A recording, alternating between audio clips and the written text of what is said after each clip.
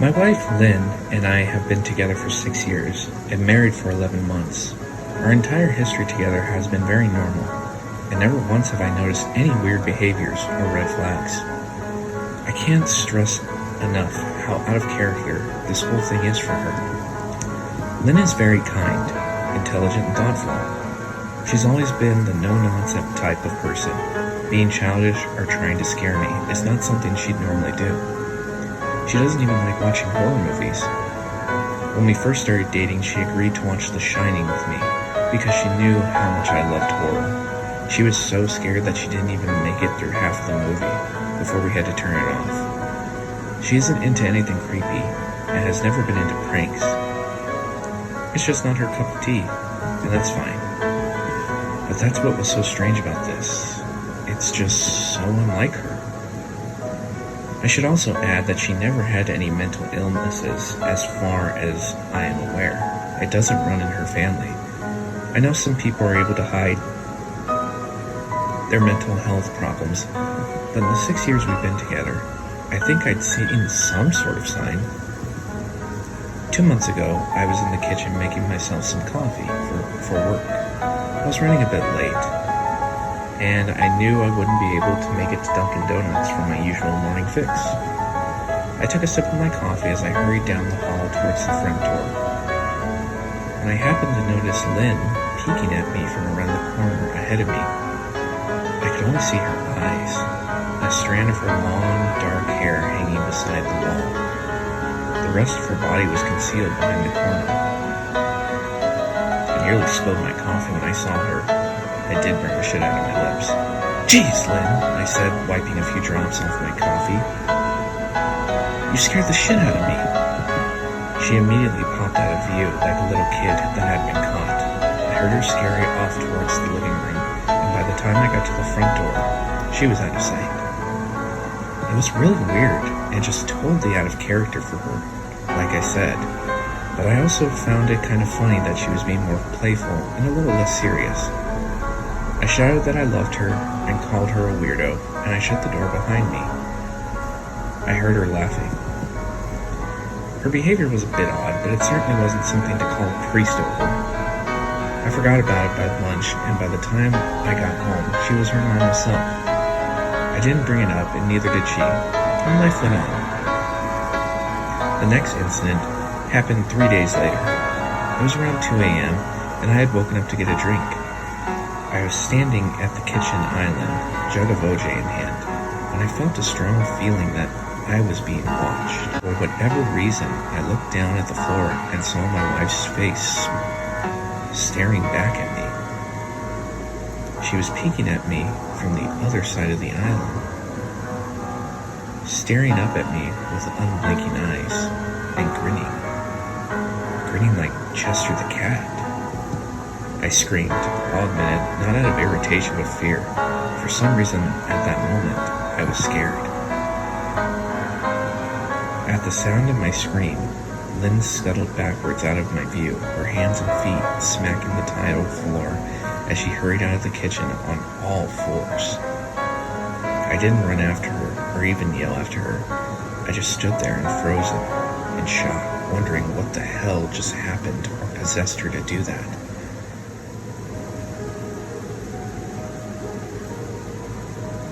It took me a little longer than I'd like to admit to go back upstairs, but I eventually did. When I got to our bedroom, Lynn was lying on her side, asleep, or at least pretending to be.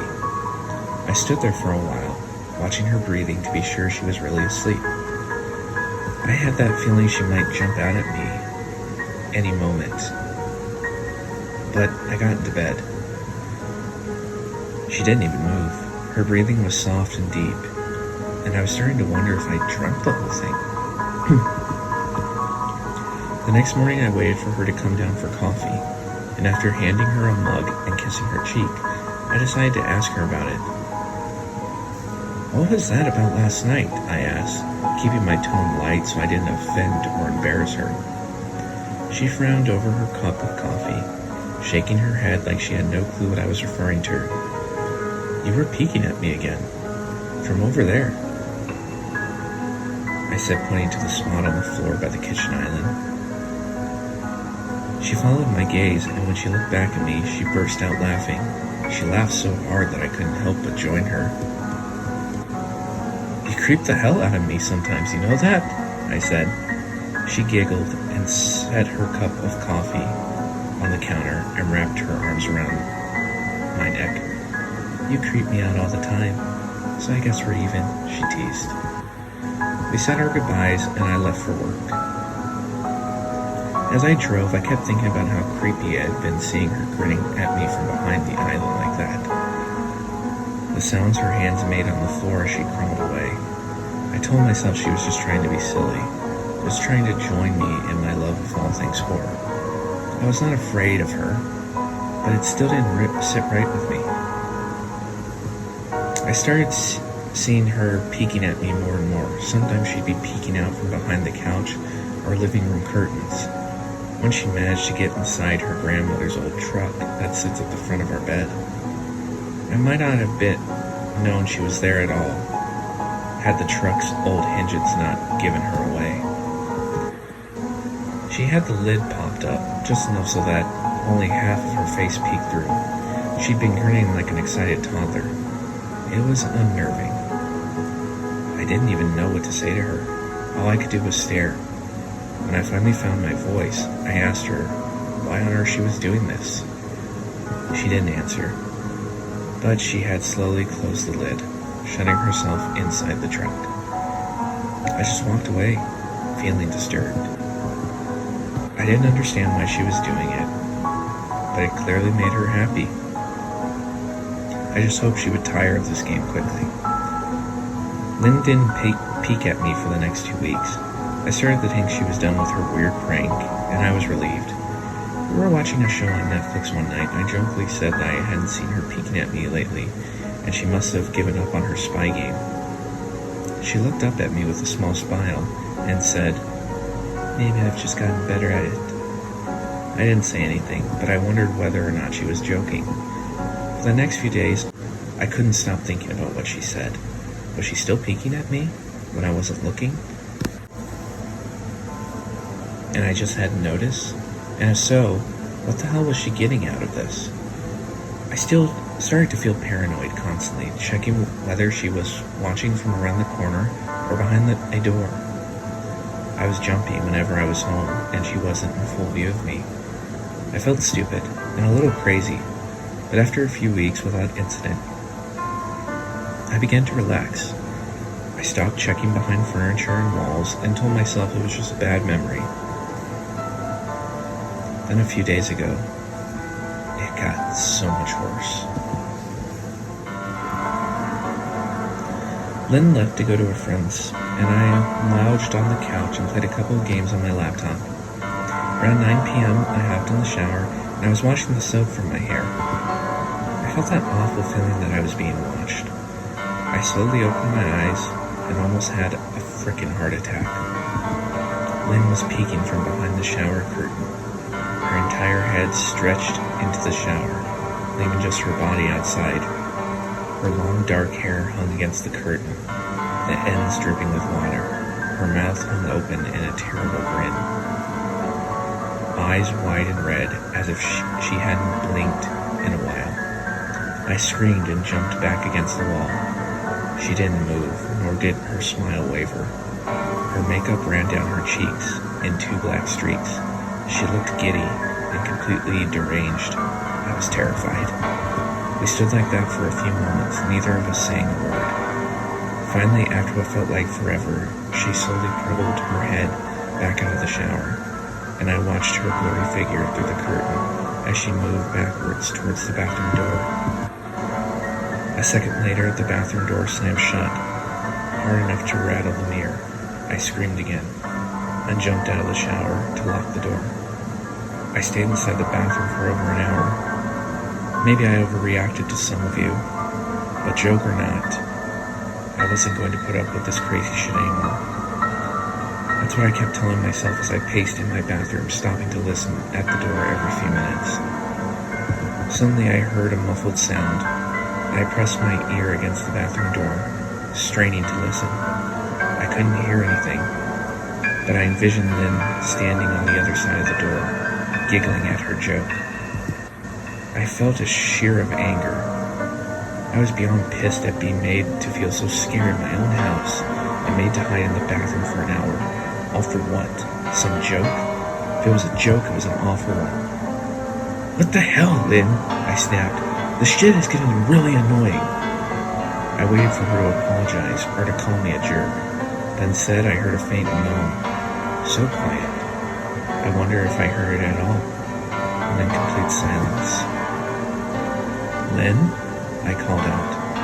Not even enough to hide the shakiness in my voice. I got no response. Just my own heavy breathing. "I swear to God, just stop it," I yelled, pounding my fist on the door. I waited for her to cuss me out, something I would expect from me talking to her like that. I'd never screamed at her before. But there was nothing. Just the occasional drip of water from the shower head. I won't deny that I was scared, too afraid to open the door and face my own wife. I waited another 30 minutes or so, which feels like a lifetime when you're scared. Finally, I decided I wasn't going to spend the night hiding in my bathroom, so I got down on my knees and peered under the door. I almost expected to see her face peeking back at me, but thankfully I didn't. I could see straight down the hallway to the top of the stairs, but no Lynn. I didn't know if I should be happy about that or not. I looked for a few minutes, waiting to see her head pop up over the top step, but it never came. I stood up, my hand hovering over the door, and mentally prepared myself to open it. I slowly turned the lock with shaky fingers. I was about to yank it open when I heard a sound that makes me feel nauseous when I think about it. A moan louder than before, but this time I was able to tell where it was coming from. I turned my head to the closest door, as if in slow motion, and locked eyes with my wife, who was peeking out at me from the slight gap. Her eyes were still wide as ever, and her mouth was hanging open in the most grotesque gaping smile I'd ever seen. I didn't even scream. I was too scared for even that. Her hands were clasped to her chest, body trembling with sheer delight, as if she could barely contain her excitement. A short, raspy moan bubbled up from her throat, deep and raw, sending a shiver through my entire body. Somehow I found the ability to pull the bathroom door open and ran as fast as I could, all the way down the stairs. Snapping my keys and my phone from the table in the living room before running outside to my car. I could hear her shrill laughter behind me, but I didn't hear her getting closer. I didn't bother shutting the front door. I drove away from the house faster than I legally should have, shivering the entire time. Either from fear or the cold, maybe a little bit of both. I hadn't grabbed a coat or even a pair of shoes. I was still in my boxers and my hair was still damp. I drove straight to my brother Chris's house about 40 minutes away, ignoring any and every call and text I got. I didn't check my phone until I was safely parked in my brother's driveway. Lynn had called 4 times and sent a flurry of texts, all wondering where I'd gone and why I left like that. I threw my phone at the dash, furious at her nonchalant attitude. My brother and his wife were surprised to see me, especially dressed in a pair of boxers, but told me to stay as long as I needed. Chris lent me some clothes and asked me what happened. I told him Lynn and I had a fight, but didn't get into the details. I didn't want him to think I was overreacting, leaving my wife over a prank, even if it was a strange one. I mean, hadn't I encouraged her for years to lighten up instead of being so serious all the time? I had wanted her to relax and loosen up, but this definitely was not what I had in mind. I tried to sleep on their sofa, but my brain wouldn't let me sleep. Every time I closed my eyes, I saw Lynn's face staring at me from inside the closet. Knowing she'd been in there with me the entire time made my skin crawl. She never left the bathroom at all. Instead, she slipped in the closet and slammed the bathroom door shut to fool me. The mere thought of going back home gave me anxiety. I tossed and turned, unable to sleep. Chris ended up giving me a sleeping pill, so I was able to get a little rest. My sleep was filled with terrible dreams. all of Lynn's smiling face. I woke up just as the sun started to rise. My sore body ached from the sofa, and I felt drained. I knew I had to call Lynn at some point, but I didn't know what to say to her. I wouldn't be going home unless she gave me her word she'd never do this creepy stuff anymore. I just wanted my wife back. Her normal, serious self never looked so good to me. I was contemplating calling her and telling her that when the familiar feeling came over me, I was being watched.